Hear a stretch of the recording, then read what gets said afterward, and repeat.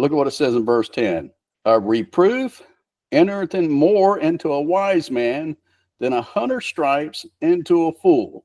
You know what that means? You're more effective. You know what reproof is? How people take this thing, rebuke, reprove, and exhort with all long suffering. That's 2 parts negative. That depends on how you're looking at it. You know what reproof is? Hey, son, you did that the wrong way. You remember I told you to do it this way? If you do it this way, I'm telling you, it'll come out better. Why don't you try it this way? That's reprove. Reprove to you that this is the right way. Then I go do it again, and of course, I deviate from it. There must be another way. That's human nature. There's got to be a shortcut to this thing. I'm going to try it another way. And then you deviate a little bit from that plan, and it still doesn't come out right. And you come back to the Lord, and the Lord says, hey, listen, I told you to do it the right way. Do it this way right here. If you do it this way, it'll come out all right. I'll reprove to you that you do it my way. You'll come out all right. Remember the first place where it talks about reprove? Abraham and Sarah lied about being brothers and sisters. The first time reprove shows up in the Bible, it says Sarah was reproved when Abimelech gave her a bunch of gold and silver and manservants and maidservants, made her rich, and it reproved her and said, listen, if you'd have done what God said to do to start with, he'd have made you even richer. That's how God reproves. Reprove, rebuke, and exhort.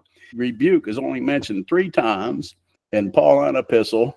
To the 11 times he says exhort in the Pauline epistle. That's 3 to 11. 3 rebukes per 11 exhorts. So that means there's some weightier matter. There must be some sort of a balance there.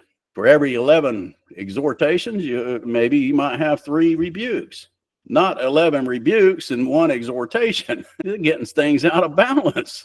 You see? But look at what this verse is saying right here. Reprove entereth more into a wise man than 100 stripes into a fool. You take a wise man, if you got people that are wise, you can just keep showing them what's the better way. Of course, they're going to deviate from it. They're experimenting. That's the best part, though. They're at least trying. They're checking it out. And eventually, they'll come around to doing it the right way. That's somebody that's moving up.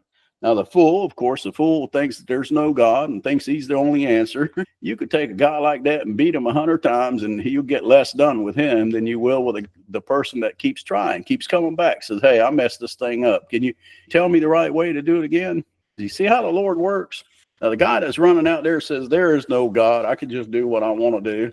God can send somebody, and God probably will send somebody to beat him 100 times.